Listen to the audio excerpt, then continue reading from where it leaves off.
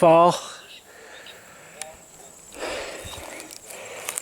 So leaves are falling. It's getting colder. Putting away the kayak for the season. Dragged it out yesterday. And, you know, the water in the hose gets warm, so I'm gonna give it a scrub down now. I just flipped over the seat. You know, I flipped it over out at the lake, you know, and I had the seat sitting here. When I lifted up the seat, though, got this guy. So, Black Widow.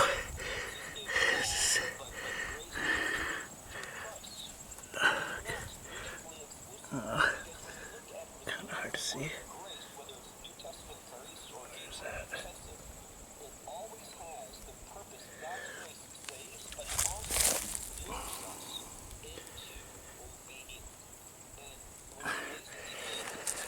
It's kind of trippy. I'm gonna get rid of it.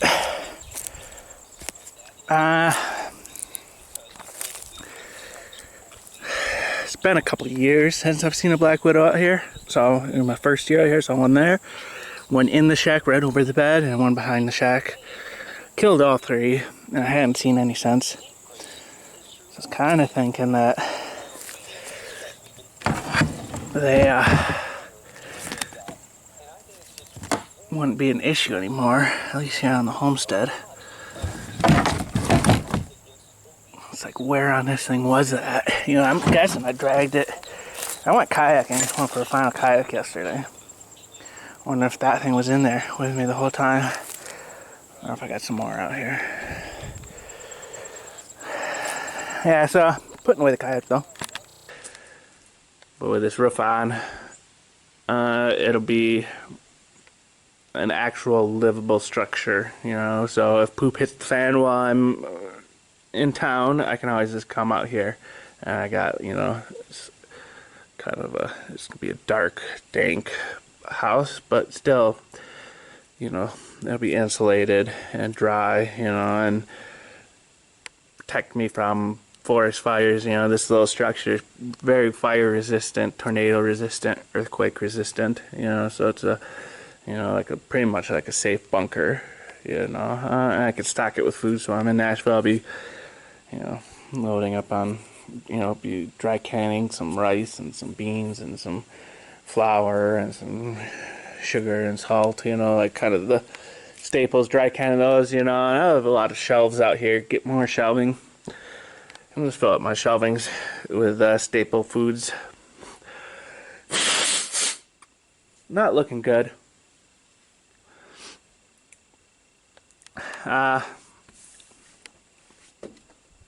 And before I go ahead and finish doing the house, I'm gonna clear more land and build the barn and other things that are more needed than a nice airy windowy kind of place, you know. And once I got those essentials down, I'll go ahead and finish making this into a house.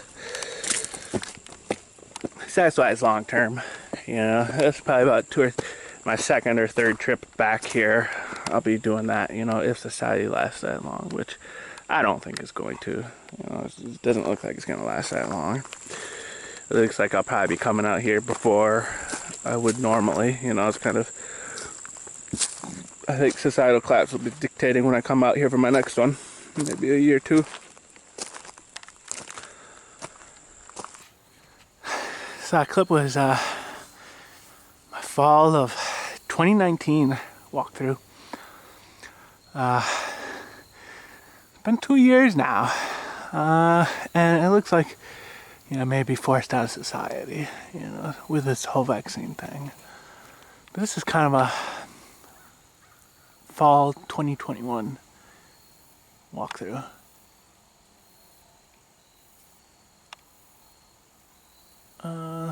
I've picked probably like 40-50 figs from this one. Had my fill, you know, it's kind of letting the wasps get the rest. Where is it? This one's done real well. I can't remember. It's either an Olympic or a Chicago fig. And this one, like either Olympic or Chicago, it hasn't done that well. This one's made one fig so far, out of its whole existence here. And like these big branches, I'm gonna have to prune this year, so it'll just be these little ones, and these will probably die this winter. So I'm not a fan of this one. This one I like. I'll have to collect the figs daily, when I do start canning them. So kind of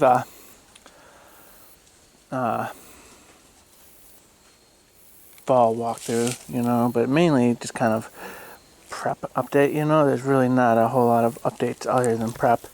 The asparaguses are doing good. These are Mary Washingtons. Let's see.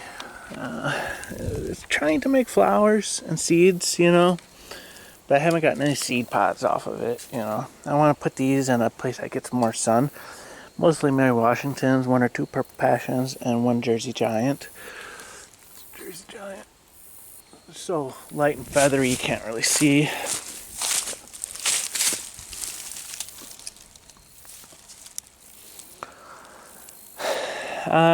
Asparaguses are still growing though, it's very nice. They've been getting better every year. This fig tree is doing really good. I planted 3 flowers, shade flowers, but they didn't really grow. It had like a little shrew dive under the pine needles. I'm probably gonna move, do some cuttings and move these to a more sunlit area. These are the goji berries. They are really long and stringy, so I'm really not a fan of them. It's because of their shape, But I like the berries. These are all-star strawberries. They've spread out real good. This whole little area is kind of like a little blueberry patch, but I've only got like 2 strawberries this year from them. So they're really not producers. They're spreaders, but not producers. This raspberry didn't make any flowers or raspberries this year. It's kind of just so shaded from everything that it survived. It's still alive, but it's not doing well. It's kind of limited years. Garlics are still sprouting, left some garlics in there. Just kind of letting them do their thing, and they're still going. Pawpaw's looking better every year. It made 1 flower this year. Maybe next year it'll get some more flowers.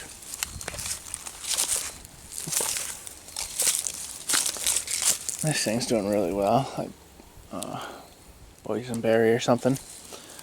I can't remember. Rhubarb on their second flush of leaves. The original leaves for the season died back, and now they kind of got a new set of leaves. I got seeds, a lot of seeds from this one, maybe some seeds from that one, I can't remember. This one's not doing that well. Let's see. This is the gooseberry. Still, too shaded. I'd want to move this gooseberry up front. The gooseberry cutting that I did has survived somehow. I didn't think it would, but it has. So I got a gooseberry cutting over there, it's kind of really hard to see. Those are gooseberry leaves right there. So that cutting is actually taking off. Well, I'm not taking off, it's surviving.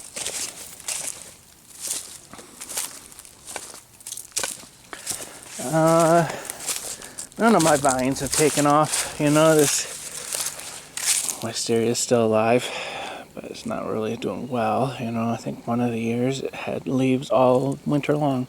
It's lost all of its leaves now. It's kind of something ate or just lost them. Again, it doesn't get much sun back here. This is just a little too shaded. This is a great spot for the pawpaw because pawpaws like shaded areas.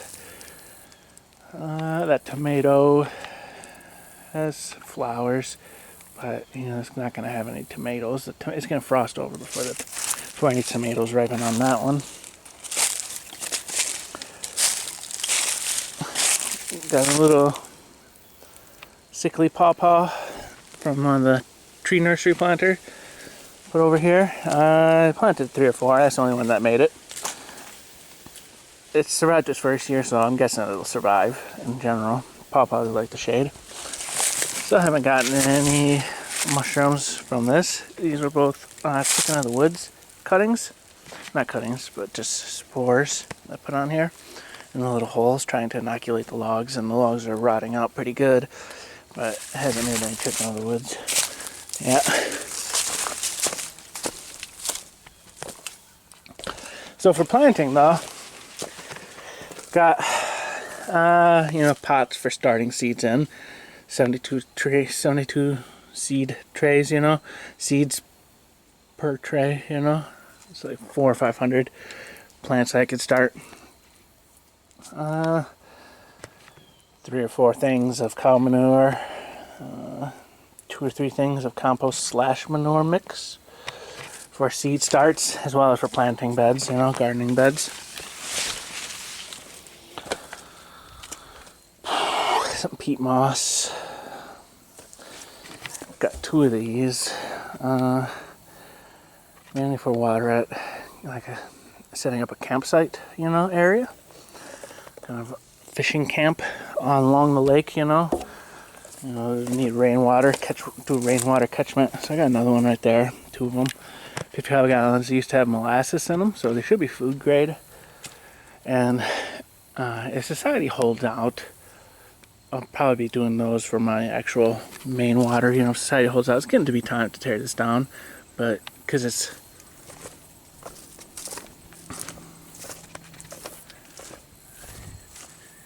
see where the top log is broken, so now it just sits flat. When it does fall, this is on a slope going away, so it won't really fall into anything important, Again, yeah, this one already fell down. There's a roof one.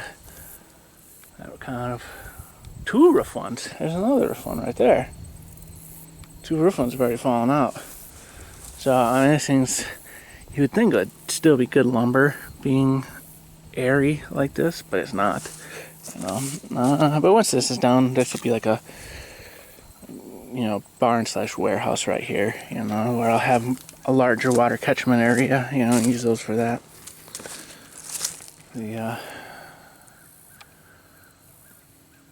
So this is a wild mulberry fruit tree. A wild mulberry fruit tree. Got another wild one over there. This is a store-bought one, mulberry fruit tree. It's doing pretty good, finally. Wind blew my teepee down and I cleared out the vines. Interesting thing is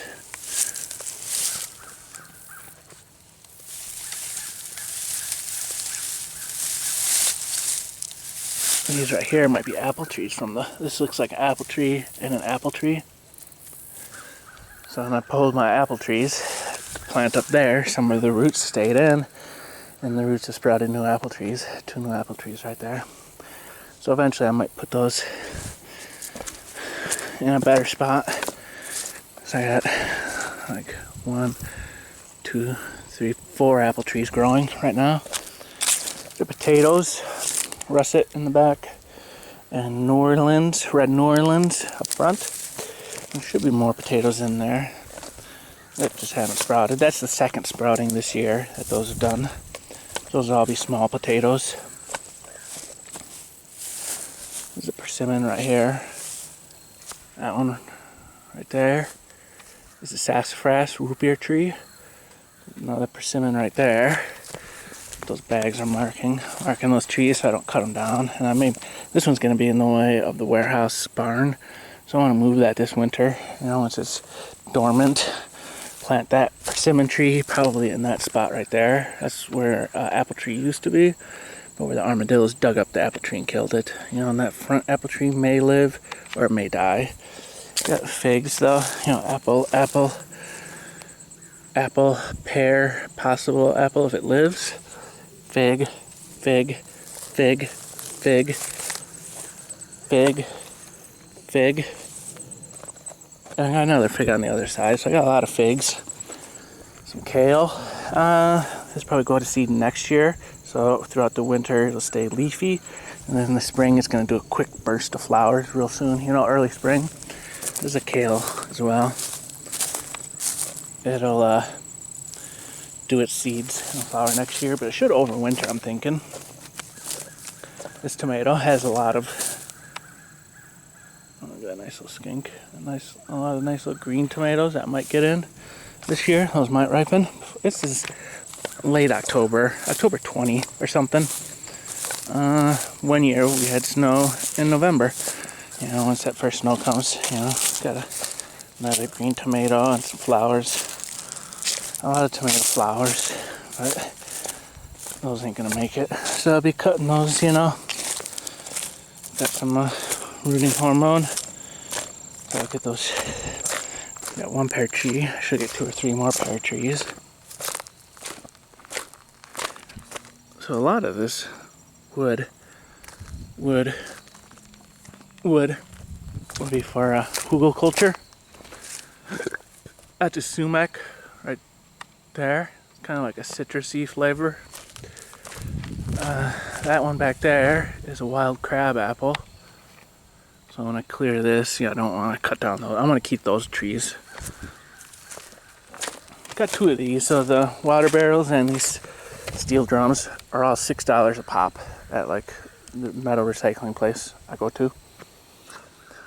One's for making charcoal and the other's for a smoker.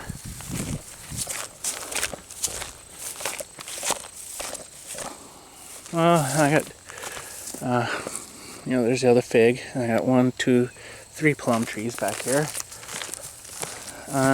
In the fridge in Nashville, I got some apricot pits and some peach pits. You know, they're getting cold stratified right now. So I've taken the seeds out of the pits, you know. Like I fed that raccoon, you know, one of those, I think white peaches. I got white peaches, yellow peaches, and apricots, I think, are what I have in the fridge right now. Cold stratifying. Cracked open the casing of the pit, you know, to get just the actual seed out. I got that seed in Ziploc with wet paper towel in the fridge. Cold stratifying, and it'll slowly kind of sprout. I want it to sprout this winter so that it'll have little baby leaves by spring, and then I can plant it in the spring. That's what I did with those plums.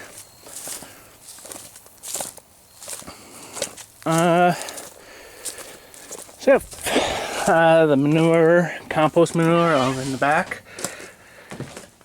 Seed starting trays. And here I have 2 like 20-pound or 30-pound bags of fertilizer. Here's 4 10 by 25 6 mil black plastic rolls. So that's kind of like mow, lawnmower, or weed eat an area to get it knocked down, and put black plastic over it, a gardening bed, and that'll kill all the vegetation, you know. And then like after,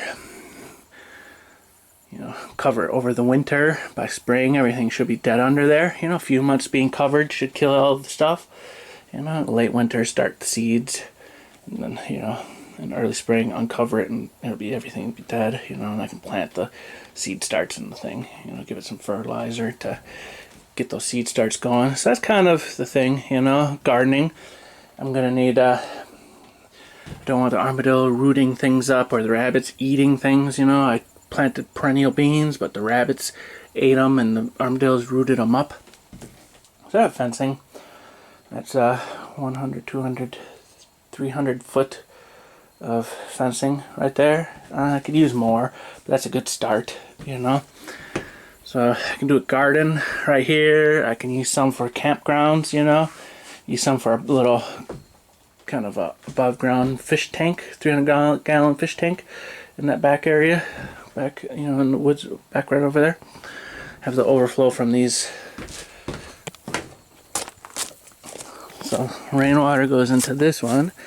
This one I use to shower out here or to water, as well as to do like dishes, you know. And then I'll hook up that to fill up that, and that goes to the bunker house. This overflows into these 3 Right now the lowest point of these three is this corner right here, which flows into this. But I'll put the lowest corner over there. I'll do a little offshoot. I got the fittings for it, you know, I can do an offshoot and then have a 300-gallon fish tank right there, where it's not too, it's mostly shaded right there, so I won't overheat too much. I can run power from here to power the aerators. So the rainwater will fill up this, fill up these, and then overflow into the fish tank. Or I'll keep like minnows or something, or you never know. It's always nice having a fish tank. Some pond liners. Again, for one of, I got two of them. One for a 300-gallon fish tank, you know. Well, the wire fencing with some carpet with a pond liner. 8 5-gallon cans of gas.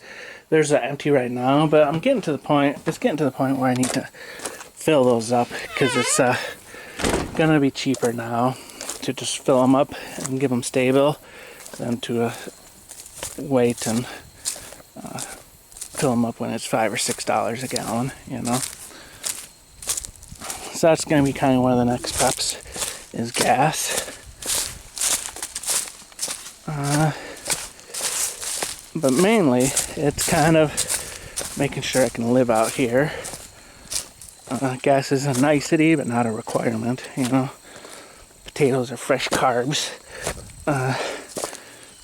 Asparagus is a nice cannibal vegetable that I like.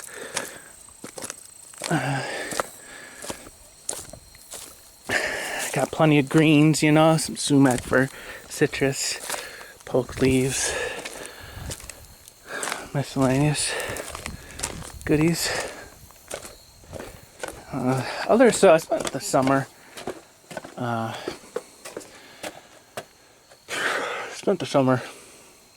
securing a source of fish, and then after that worked on this. This is what I've been working on, what I'm still working on. It's my current project still. Widening up this. I got a bunch of overflowed concrete on here, which is really hard to get out. I do got a SDS drill, DeWalt battery powered SDS. So I might get a jackhammer bit, SDS jackhammer bit for the DeWalt. Try out that on that. This is when it rains, these sides cave in. This is kind of like 2 foot wide. It's beginning width, you know. Kind of see right here. This is getting ready to cave in. So this is going to be a walkway, but in the meantime, it's also emergency water overflow. Waverly floods, you know. If it would have gotten that much rain over here, you know, it would have filled up to probably about 3 foot deep, you know, which would have flooded the place. At present, when it does its little mini downpours, I might get an inch or two up on the door, you know, so water will creep in under the door. I tape it, you know, to get rid of most of it, but ideally have no water intruding. That's kind of what this is.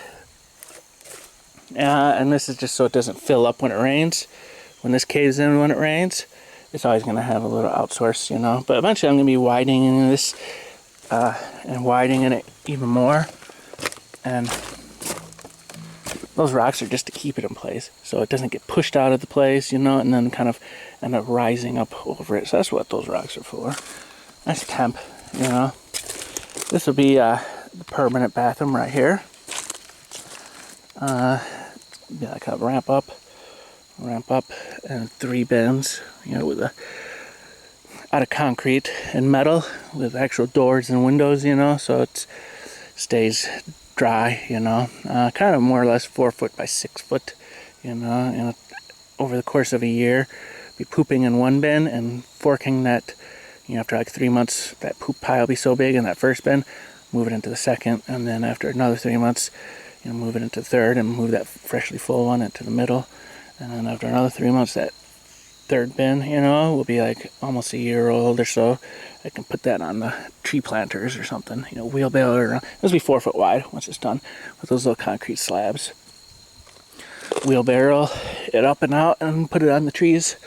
But it'll be close, you know. If this how it holds out, I'll also be giving it a roof and all that, you know.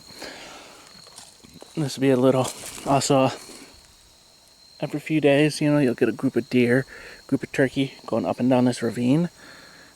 It'll also be a blind for shooting the deer or turkey, you know. So that's another prep I've got to get coming up real soon. is, you know, my next couple preps is gas and a 22 long rifle. I can do this shot with a 22 long rifle real easy. A headshot on a deer or turkey. Well, a body shot on a turkey, headshot on a deer.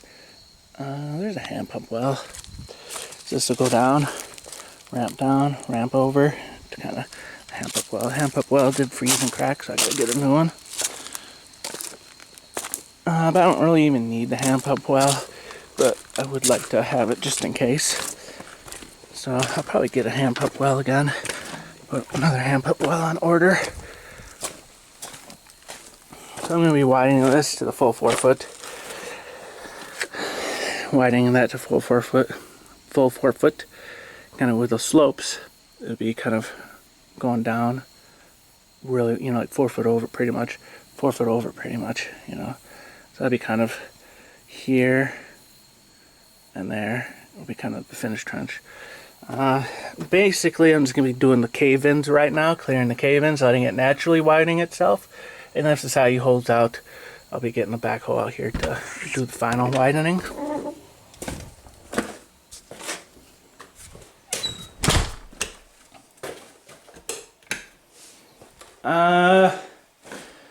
Fifteen pound propane tank, 15 pound propane tank. Another one that's slightly used, probably like 10 to 12 pounds of propane in there. You know, those right there. I got this so I can refill my 1 pound tanks with these 15 pound tanks, you know. This is probably like 20 years of starting my fires, you know. I got 2 of those torches, blow torches I used to start fires with.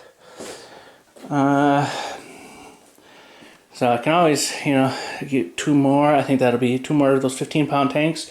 Should be a lifetime supply of me being able to start my fires with the blowtorch. Brought in that kayak because it's getting cold. It's fall. I'm going to be hanging it from the roof, from the ceiling right there. Kind of out of the way. Priming, you know, this is watered down regular primer. I'm going to be going over it full strength mold and mildew primer to kind of help with the mold issue.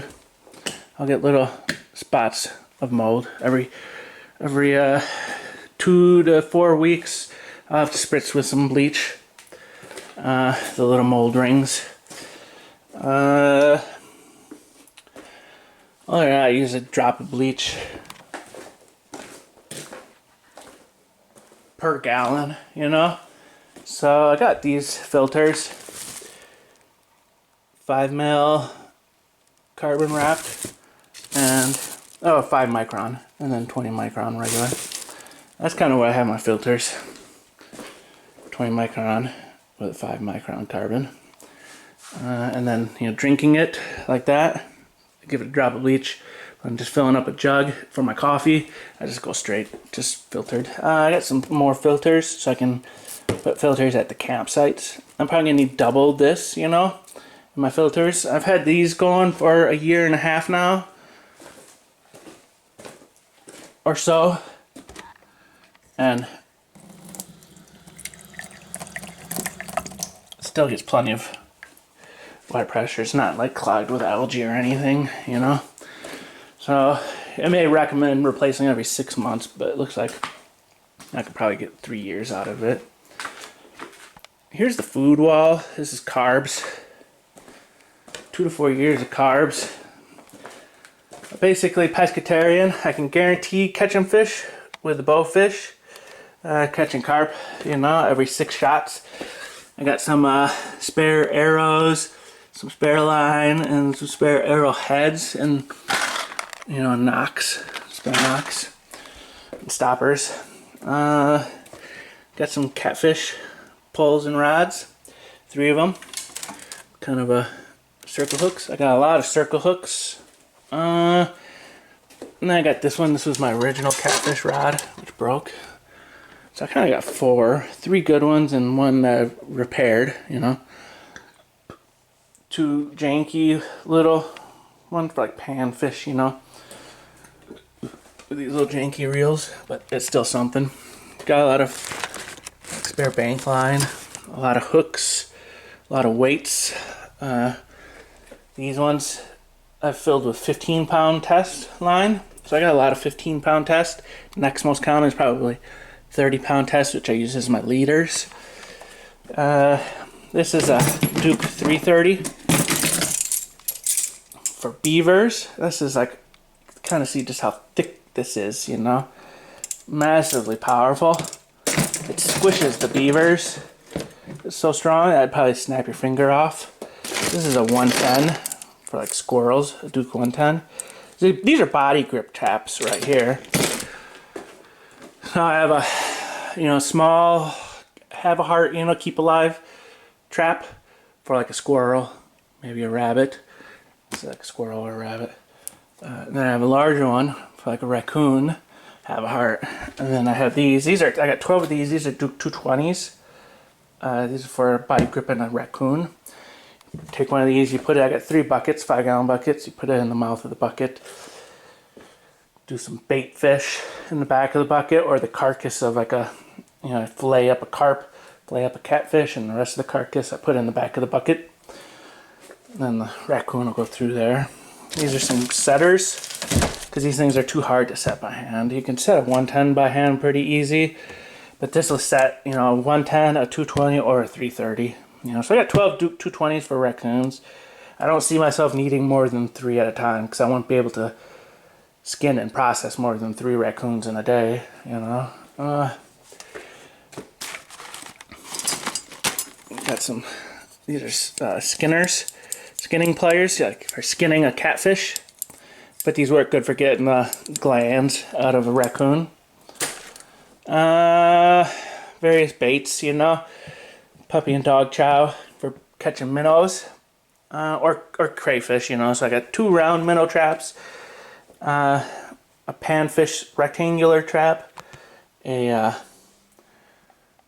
minnow / crayfish trap right there, one that I made live well. 3 pairs of boots, you know, you can always have more boots. I go through a pair of boots, they get cracks every couple years. This is to remove the smell of the oil. Various literatures on what kind of plants I can gather around here.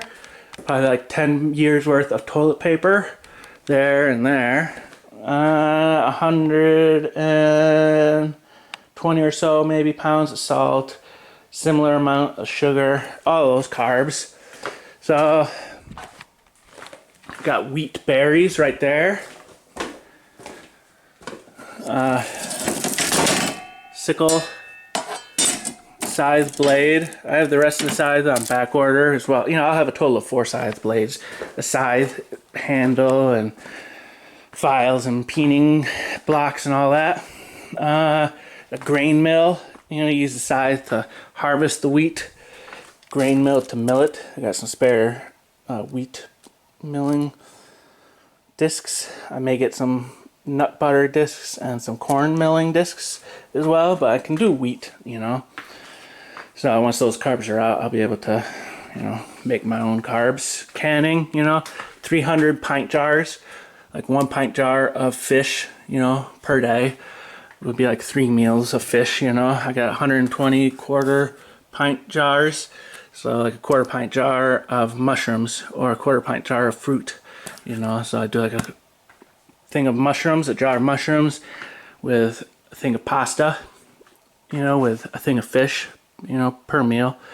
So I got enough pint jars, quarter pint jars. I do want more of these half pint jars still. I got, I think, 2 or 3 packs of them, but I want maybe like 10 packs of them. So I still need a lot more of these half pint jars. I got a couple quarts.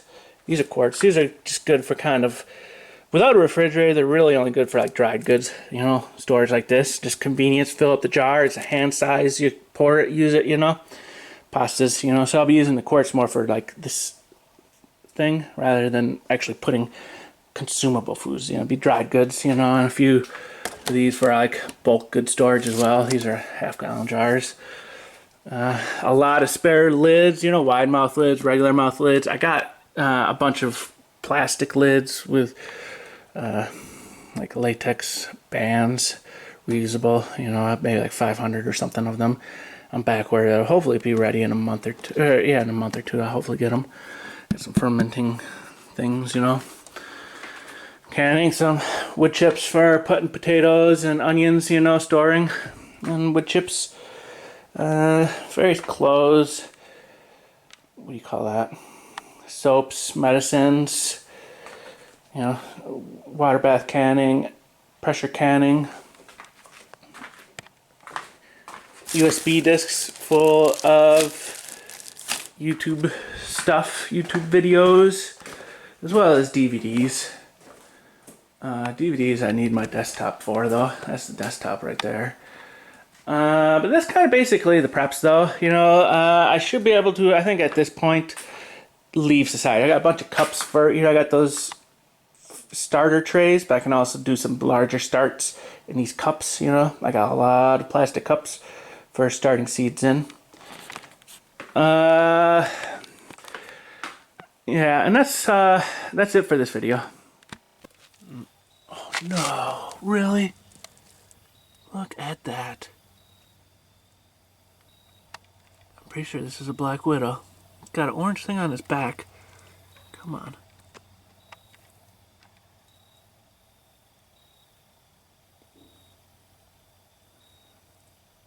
Wow.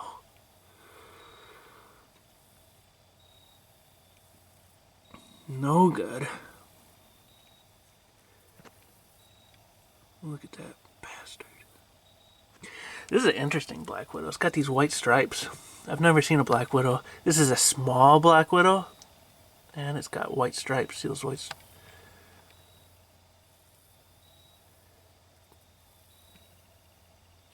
This may be a new variety of black widow.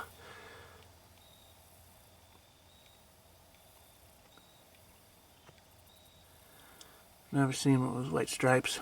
But you can tell by that hourglass on its belly. That had an hourglass on its belly. That is a black widow.